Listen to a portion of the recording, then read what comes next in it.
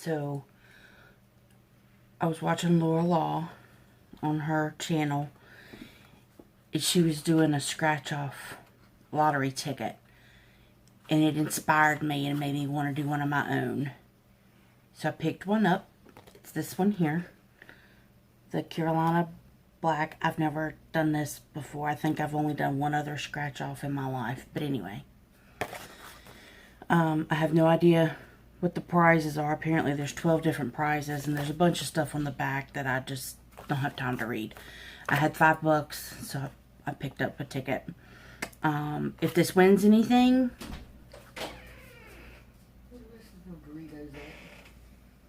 Hold, please. Okay, sorry about that. He was looking for the Doritos. Which, side note, want to share you guys my fat kid snack discovery. Get a bag of the salsa verde flavored Doritos. It's the green bag. They're really good. Of course, you're going to have Dorito breath, but that's okay because they're worth it. And they have a little bit of a kick to them. I can't handle really, really spicy stuff. This has got a little bit of spice. But anyway, get those and just some plain sour cream.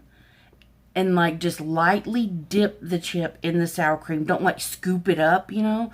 But just a little bit, just for a little taste. Oh my God, it's so good. Yeah, so I finished those chips up today. Anyway, back to this. Okay. Blah, blah, blah. Yeah, I was watching Laura Law. Okay, well, I forgot what all I said because he interrupted me. I was watching Laura Law's Craft Corner. She was doing some scratch-off tickets. It inspired me, made me want to do one. With this one, you can win... This is win up to 12 times or win all 12 prizes if you get the all symbol. I don't know. Okay, so let's just scratch all the stuff off. Let's see what the winning numbers are. 25. Ooh, that feeling is giving me goose pimples. Whew, that's like nails on a chalkboard. Oh my God. Look, I've got goosebumps. Me no likey that feeling. Okay, so we're looking for 25, 21, 11, and 31. Okay. That's an 8. Boo. 2. Boo. 7. Boo. Oh my God, this is getting hard for me to do. 35. Boo. 10. No, thank you. 20. No, thank you. 15. Oh my God. Laura, how do you do this? 22. Nope. 39. No. 29. No. 19. No. And 17. Well, that's just a big old bunch of crap right there. Let's just see what the different prizes are.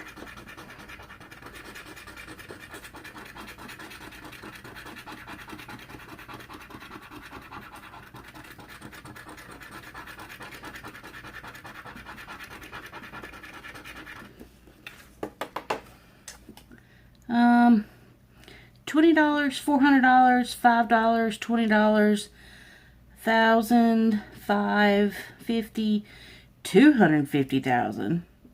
There's two 250,000s. So 5,000, a 200, and 100. All right, now what do those little letters on there mean? Y'all see these? What is it? See right there? You see, there's a little V. Where else? There's a little H right there. What do those letters mean? I don't know. Anyway, okay, well. Oh, there's a little R too. That kind of sucks. Anyway, okay, well, That's $5 I found in my desk. It was $5 and change. I tried, Laura. If I want anything, I was going to share it with you. But that sounds about, you know, par for the course for North Carolina. Okay, well, let me pause you real quick, and I think I'm going to do a little bit of work on that mermaid rhinestone diamond painting with you guys. So hang on, let me get set up. Okay, so here we are. I did a little bit of work on this while I was at work today. And it's going along really good. I actually enjoyed it. I didn't work on it for very long. Just, I think I took like a 20-minute lunch or something. And I worked on it during that time. And I got this part here done. This bit of her tail. Let's see, is that going to show up for you? Nope. Stupid plastic. See the bit that's sparkly down there? It's very sparkly. So I'm happy with that. But that's what I got done while I was at work today. So I don't really have a topic in mind to talk about, so I figured I'd just, you know, flap my gums for a little while. I don't think anybody will mind too much. I don't have a baby food spoon or anything, so I'm just using a plastic disposable spoon. It's what I had, so that's what I'm using to scoop out drills. Now, I did not label these. This one Lockables container is perfect because this painting has 7 different gemstones and there are 7 slots. So I just put them in there in order, going from number 1 all the way down to number 7. So it's pretty easy for me to keep up with that way. So I hope everybody's having a good day.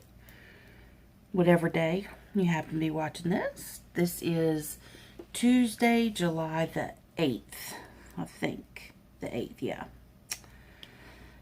And I'm really bummed that scratch-off ticket didn't win anything, man. I was going to hook me and Laura up. Maybe I'll try again in a couple weeks or something. I got to build up my loose change again. When Edward came in, when I paused the tape, he asked me, he's like, "You're not sharing that with anybody if you win anything, are you?"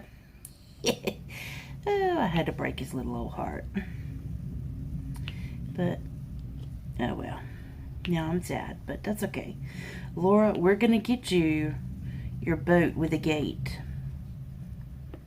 We're going to get you one. Gotta have faith, right? Oh.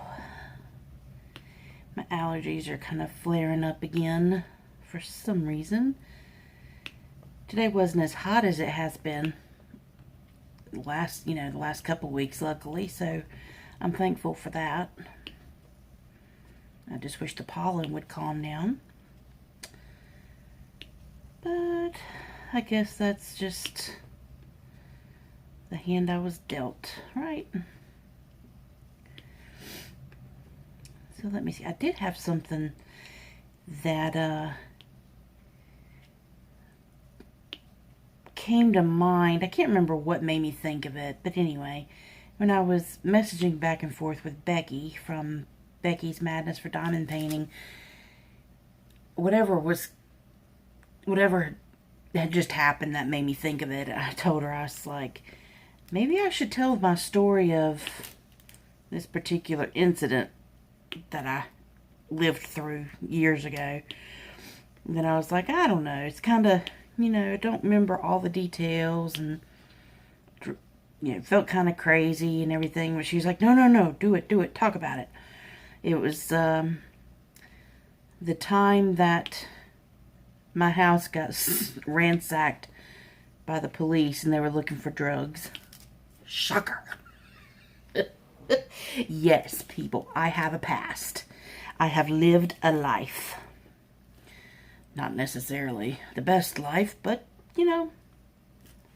I'm here now. That's all that matters. So, I'm trying to even remember how the whole situation came about. And I remember bits and pieces of it. I guess this might be one of those times where my brain switched into self-preservation mode and is blocking out some of the memories. But, yeah, I guess I could talk about it because, you know, it's been over 10 years that this happened, right? I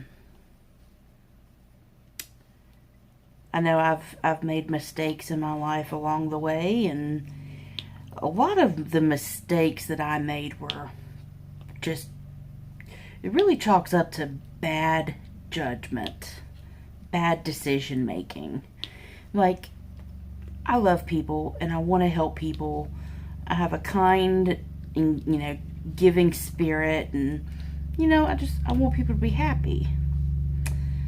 So when this happened, let me just touch on where my brain was at. Like, this was after Leslie had died suddenly and tragically.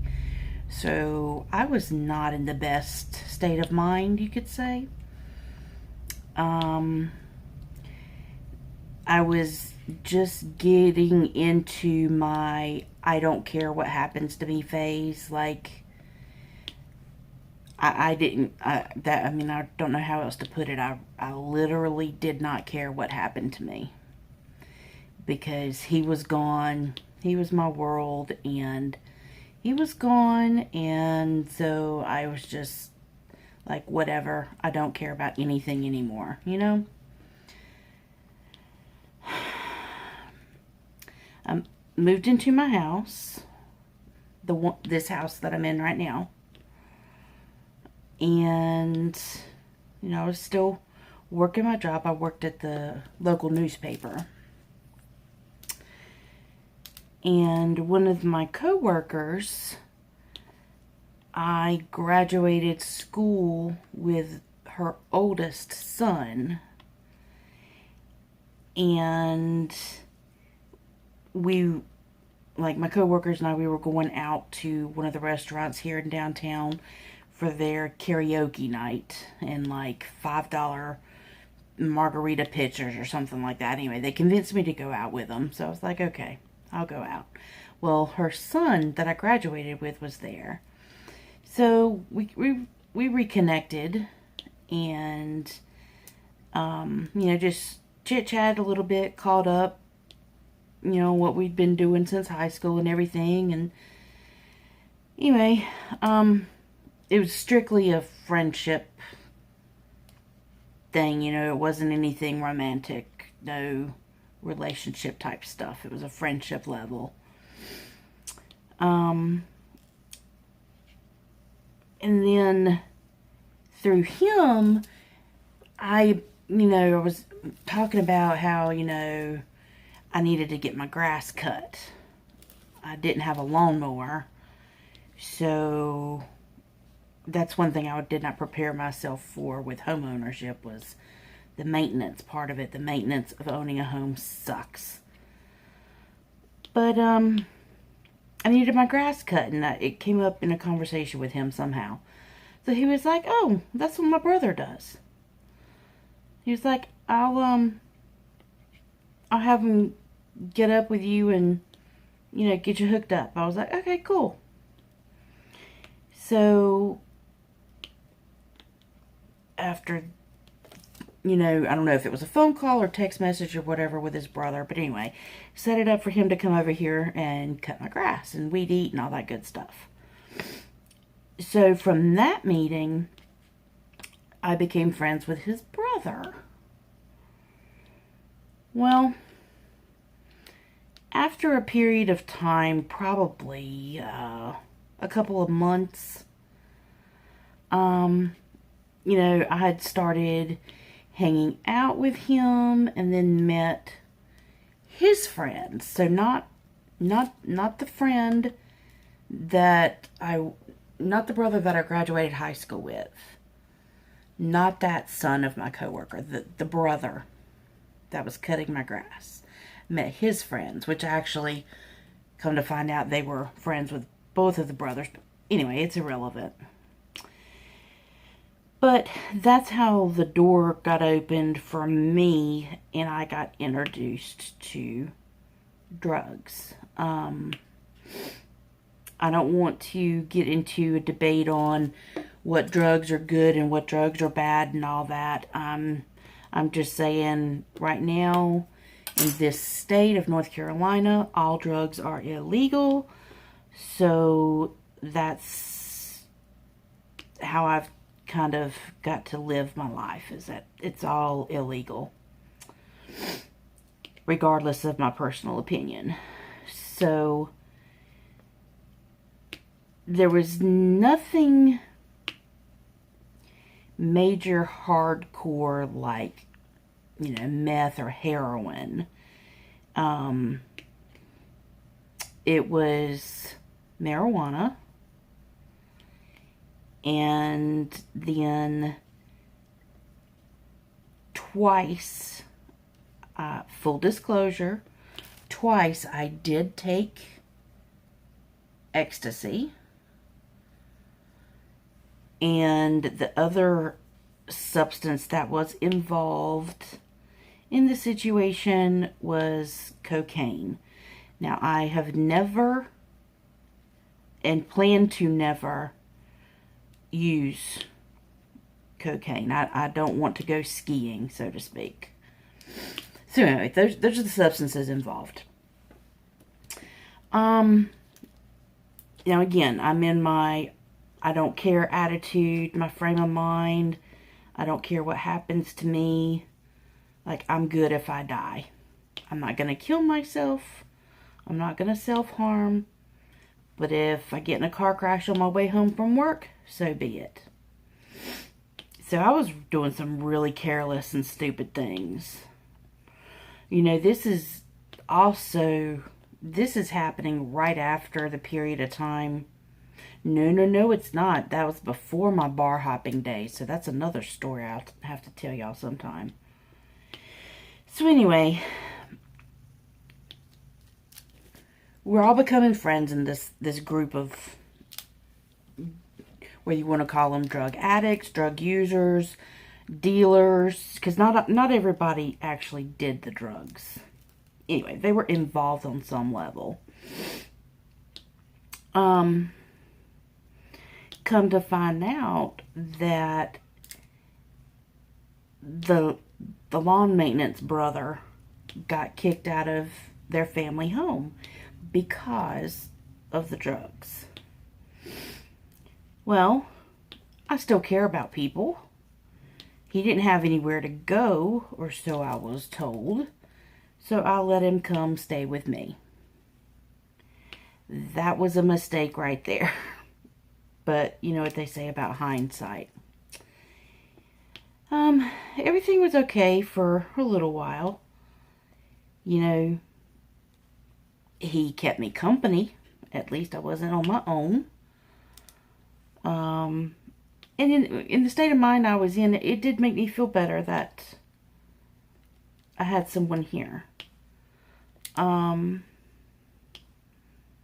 This is also right around the time where I was scheduled to have some surgery. Another little nugget of information that you don't probably want to know about me is that I had a breast reduction.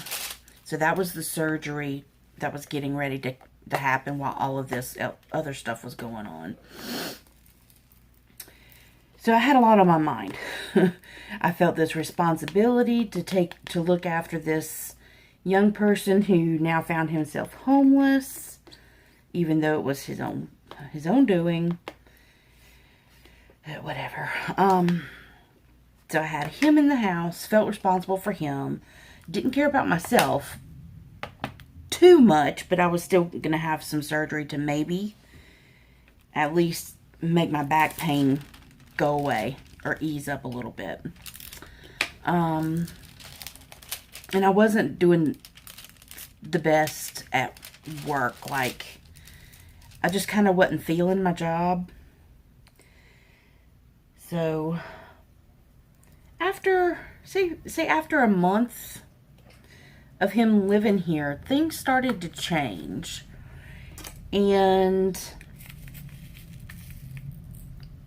I think this is one of the times where I started to go a little crazy. So I'm sure that didn't help the situation, but I was getting wrapped up into this lifestyle that I had no business being wrapped up in. I ended up giving him money.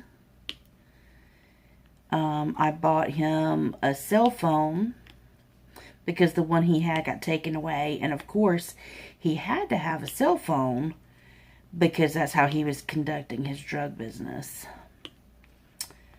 While I'm at work all day, he's letting all kinds of people in and out of my house.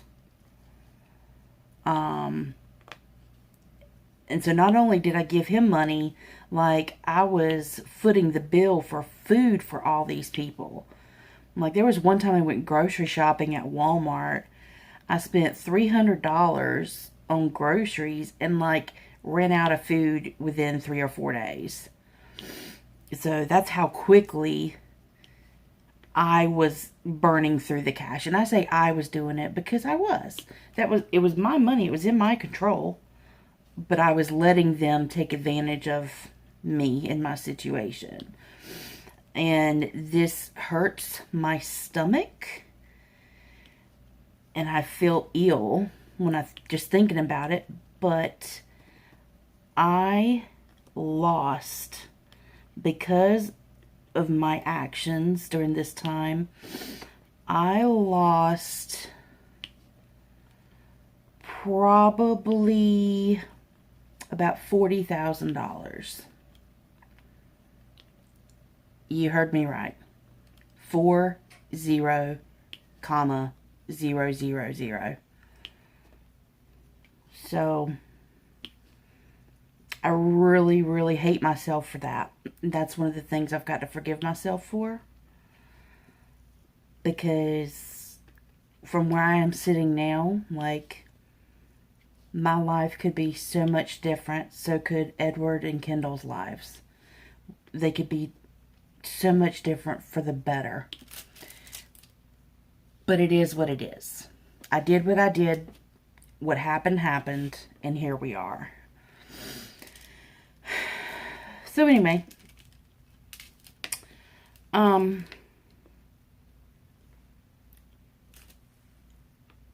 I can't remember exactly how it happened, but somehow I uncovered his stash. It was in a piece of furniture that was mine, and I don't remember why I was going in there. It was a chest of drawers that was in one of the bedrooms in the house, and I was going into one of the drawers for something. I open it up, and there, right in front of my face, is about maybe 9 or 10 8 balls of cocaine. And I'm thinking now, like, seeing it right there like that in my house is kind of what woke me up. It like snapped me out of it a little bit. It was like, whoa, what are you doing, girl? You're in way over your head. You're in too deep. You got to get this under control. It scared me. So I went to him and I told him, like, you got to get that out of my house. This can't be in my house. It's got to go. Now, you know, I don't mind helping you out, giving you a roof over your head, but you can't have that in my house. And I left it there. So, I have my surgery. I come home. I'm recovering. I was out of work for 3 weeks, I think. I know it's hard to remember. This is, like I said, this has happened over 10 years ago.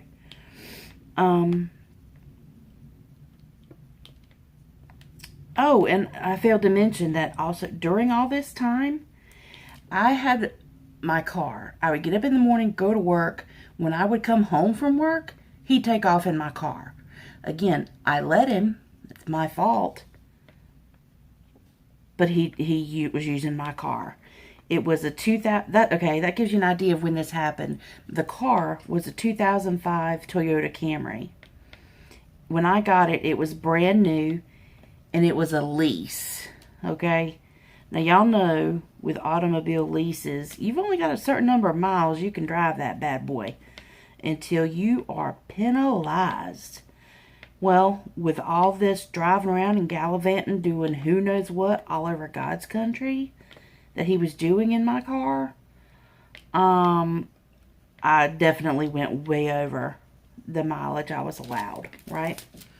Not to mention that somehow the car got some body damage to it. Oh, I was livid. I was livid. But I put myself in the situation, and once I was in that far, and I had become emotionally attached. You know, I wasn't alone anymore, right? So I didn't know how to get myself out of this mess. I couldn't wake myself up. So, one day, he's driving me to one of my doctor's appointments to follow up after my surgery, because I had not been released to drive. So we pull out of my neighborhood, we get down the street, we make a couple of turns, and we're at a stoplight to turn onto one of the major highways. Next thing you know, whoop, whoop, whoop. Y'all like my cop car siren impression? Whoop, whoop, whoop. Anyway, that's what that was. Directly behind us, in the lane to the left of us, and to the right of us, pulled up onto a curb or a dividing median, there were 3 cop cars. And so it was like immediately like, oh my God, this is not happening right now. I'm freaking out, of course, you know, but it's kind of too little too late. So anyway, he's telling me, you know, just calm down, you know, everything's fine, just be cool, whatever. I can't remember exactly what he said because I was freaking out. Hello? So the light turns green. Start driving like normal. Make the turn. Gradually increase your speed. Driving like nothing's wrong. Actually, you know what? They didn't do their sirens at the light. But we noticed them at the light, but they didn't flip their lights and do the sirens at the light. It wasn't until after we had already turned onto the highway and were going down the road. That's when they pulled us over. So, here I am sitting there, pulled over on the side of the road, can't drive. I'm in pain because I had just recently had surgery. Freaking out because I know this guy is into some stuff. But I didn't, you know, it's like not my life flashing before my eyes, but all of my bad decisions flashed before my eyes. So anyway, he pulls over, thank God. And they walk up to his side of the car. I've got a loose drill right here. They walk over to his side of the car. They basically, from what I remember, immediately pull him out and put him in handcuffs and put him in the back of the car. It's like, I'm not going to give you any chances, buddy. We're taking you right now. So they have me get out of the car.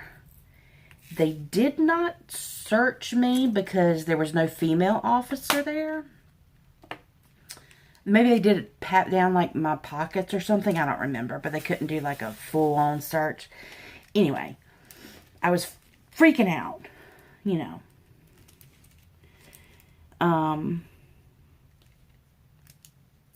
All the while, they've got him in the backseat of that car. They make me walk back to their car, and they tell me that I can, you know, just lean up on the hood of their car And I put my butt on the front of that cop car just to kind of rest and try to compose myself.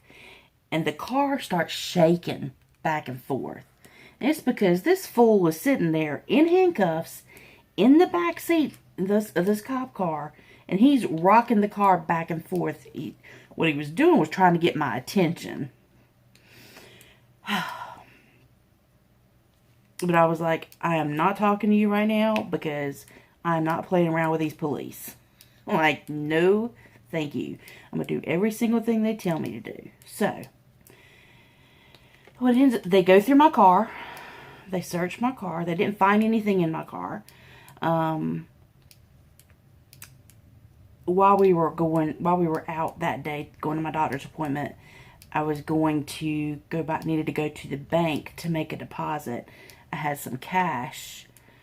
It wasn't a major amount, just a couple $100 or something, but I had it sitting in the console of the car with the deposit slip already filled out right there. So anyway, I could tell that they had picked that up and gone through it because it was put back a lot neater than I had put it in there to begin with. But they didn't steal any money or anything. They're not going to do that. So another cop asks me to come sit in the front seat of his car.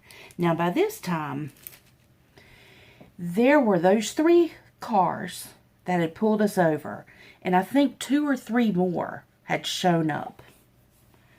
I mean, it was a huge ordeal, and I'm like, what the hell is happening here? Is this my life for real? So, go in there and talk to the cop in his car, and he basically tells me, you can cooperate with us, or we can wait until we get a warrant to search your house. But either way, we're searching your house. So it's like, I thought about it, and seriously, I really don't even think I thought about it for very long. I think my answer to him was pretty immediate. I feel like I said, no, you can search my house, it's fine. Because with all this going on, it flashed before my eyes. Here is your way out of this situation that you don't want to be in anymore. So it's like, okay, yeah, I cannot. At that moment, I realized everything that I had to lose. Everything that I was risking and being so stupid and careless with. And I realized that's not the life that I wanted. And here was my way to fix it. Hope that makes sense. They have me go to my car and drive my car, or they tell me to drive my car straight back to my house, and he's like, we're going to have a car following you. I was like, well, okay, you can follow me, that's fine, but I have not been released from my doctor to drive yet. I just had surgery a couple weeks ago, and he basically told me to suck it up and get my butt in gear, drive my car back to my house. Yes, sir, okay. It was very awkward because of where all my sutures were for my surgery. I couldn't put my hands together in front of me. Like, my hands had to, I couldn't put them closer than this far away from each other. Like, because of the swelling and the tenderness. So it was a very awkward drive home. It was not smooth by any means. Well, by the time I got back here, and we're talking about maybe a 5-minute drive, if that, there were already 4 or 5 cop cars all up in my front yard. There were police all over my property. They were searching the woods that are in my backyard. They were searching my storage barn. And then when I got there and unlocked the door to let them in the house, oh, buddy, let me tell you, they went through everything. Now, let me just say, I understand they were doing their job. And they do not have to be careful while they're ransacking a place, right? I get that. That's not an issue. And I was very lucky that they did not ransack my bedroom, because they asked me, you know, where does he stay? Where do you stay? And they asked me like the same questions like over and over and over again. Then they asked me several times. They made sure to ask me, and he doesn't stay in your room? No, this is my room. So they did kind of poke around in some of my clothing drawers and everything, and in my bathroom medicine cabinet, that sort of thing. But there was nothing there because it was all my stuff. So they didn't really tear that room up or anything. Well, the room that this guy was staying in, they tore it from top to bottom, literally. I hadn't been in my house long, so some of the decorative things that I had bought for the house, I still had the boxes that they came in, and they were in the closet in that bedroom that he was in.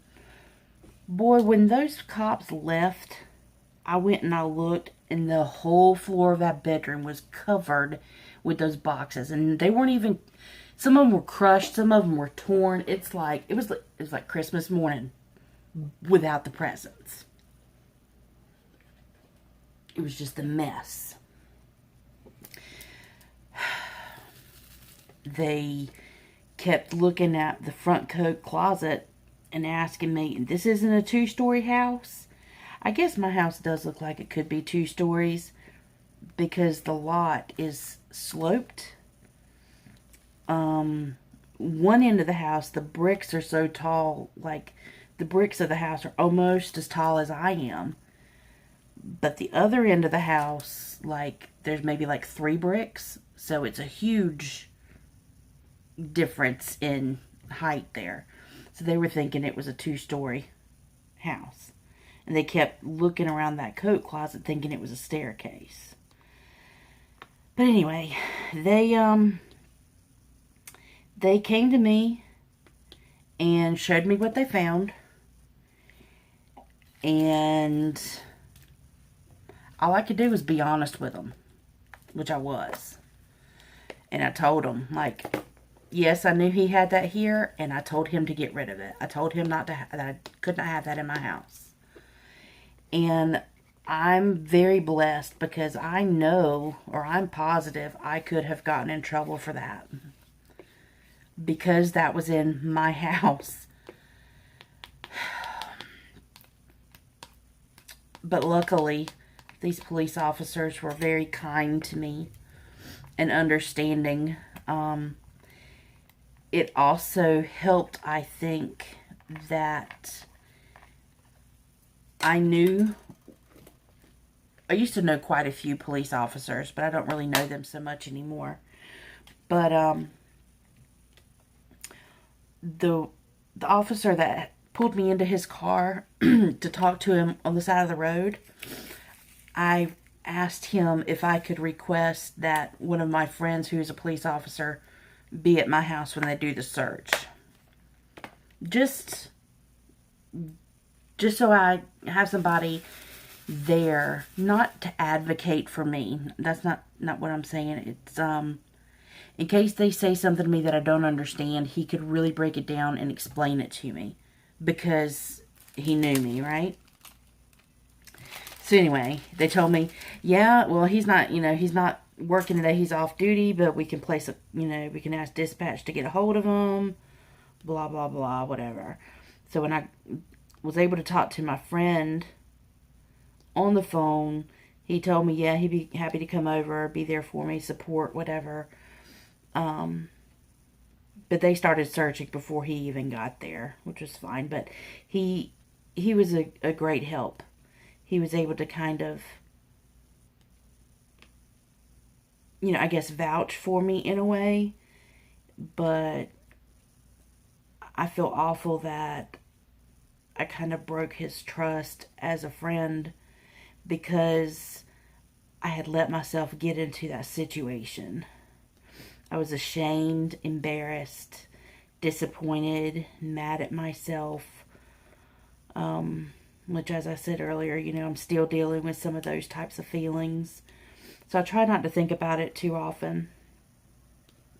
But it came up the other day somehow. Now, Lord only knows how that came up or what came up in conversation with Becky to remind me of this story.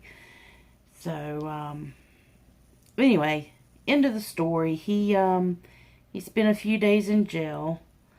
He got out and still didn't have anywhere to live. So, of course, what does this dummy right here do? Yeah.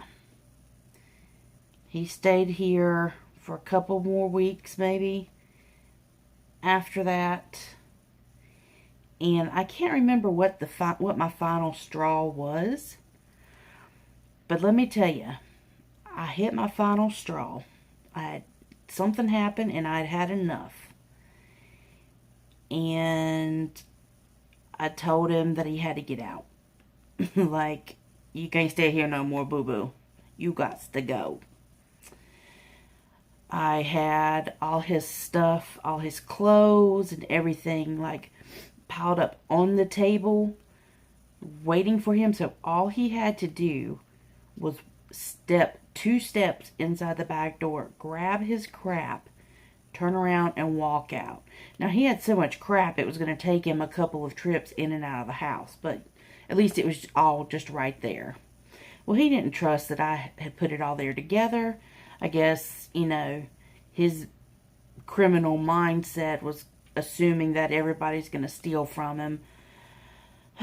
So he was believing I was going to steal from him or break his stuff or whatever kind of crap, which I didn't.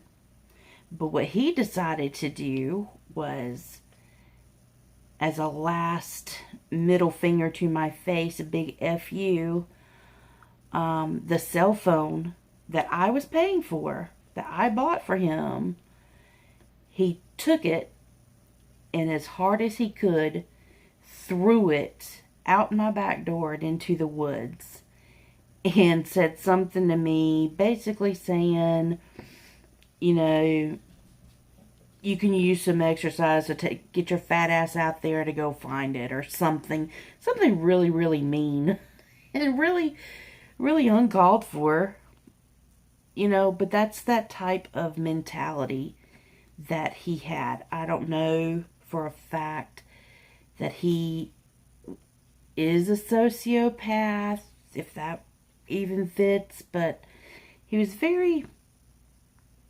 found a way to be very charming and very controlling all at the same time. And as soon as he didn't get what he wanted, or you said something he didn't like, oh, the mean side came out. And let me tell you, it was not pretty. Well, things escalated, of course, because he couldn't be civil and just walk in, pick up his stuff, leave his mouth shut, and walk out. He had to run his mouth like he was Mr. Tough Guy. So, I happen to have a friend over here because, honestly, I didn't feel safe being home by myself knowing that he was coming over. Now, his brother was coming with him, but I still didn't feel safe. Like, nope, I'm not going to be here alone. So I had one of my best friends at the time over here with me. But anyway, as he was escalating and saying such mean, awful things and like yelling at me, he was yelling at me so close to my face like he was spitting on me. Gross. But anyway, my friend ended up calling 911. Told him what was happening and like, yes, 911, you need to send somebody out here really fast because this person's getting cray-cray. Well, once they realized that she had done that, they just grabbed the rest of his crap and hauled ass. Got out of Dodge. Which, that's fine. I didn't want you here anyway. That was the whole reason of you coming to get your stuff. So I didn't have to look at your butt no more. So, the cop that ended up coming to the house. This is really funny. The cop that ended up coming to the house after that 911 call, I come to find out later on that that is the cop that kind of had a bad taste in his mouth and wouldn't have minded getting his hands on this guy because he slept with the cop's wife. So that's kind of a dumb move too. You know, don't sleep with the cop's wife. Hello. I didn't think that needed to be said, but I guess it did.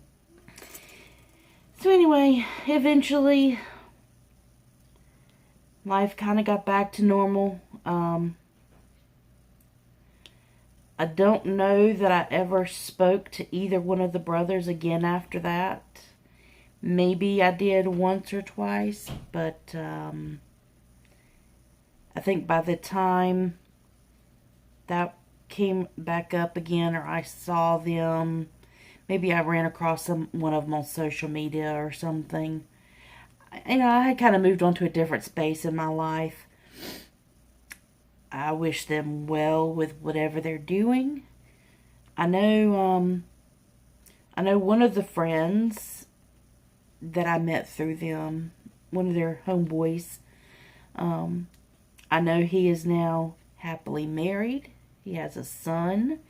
And from what I could tell, he's very happy and successful. I don't have any idea what he's doing for a living, and I don't want to know. I think the drug dealer brother, I think he's still doing lawn maintenance type stuff. Maybe he's finally turned his life around and was able to make his own company like he had talked about so much. I hope he has. But anyway, yeah. Gosh, now that I've said all that out loud, I'm really wondering if I should even post that. Y'all ever get that feeling where you open yourself up and you're just feeling vulnerable?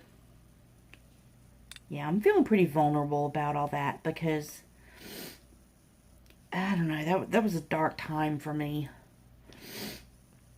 It was traumatic, but I also found my voice during that time. So maybe it's not such a bad thing. I finally learned how to stand up for myself. Or learned, maybe not exactly how I should, but I just learned that I should do it. I don't know. Hopefully nobody will judge me about that. It was in my past, a long time ago, around 2005, so we're talking, gosh, around maybe 13 to 14 years ago. Way before any of you knew me. So, I don't know, I guess time will tell. I am going to put this up because it's part of my story. It's part of what made me the person that I am today. So, I suppose in the grand scheme of things, it's important. So, anywho, let me put a couple more on here and finish this line. Yeah, drug story, finish this line. That was bad timing. Okay. Let's take a look at what we've got. Oh, these rhinestones are really, really gorgeous. She's coming along very nicely. Let's see if y'all can see. I'm trying it yet another different angle, well, yeah, you can see the sparkle some. Yeah, look at the girl. Look at her. Cool. Alright, well, I'm going to eat my dinner since it's sitting over here to the right and it's cold now. And I'm going to go ahead and end this video. If you haven't yet, and you would like to, and you have an Instagram, connect with me over there. I like seeing everybody's posts and whatnot. I'm still trying to figure it out. Trying to learn how it works. But I'm getting there. Just like with all other technology, I'm trying to figure out. So, hope everyone has a great evening. And I will talk to you all soon. Bye, everybody.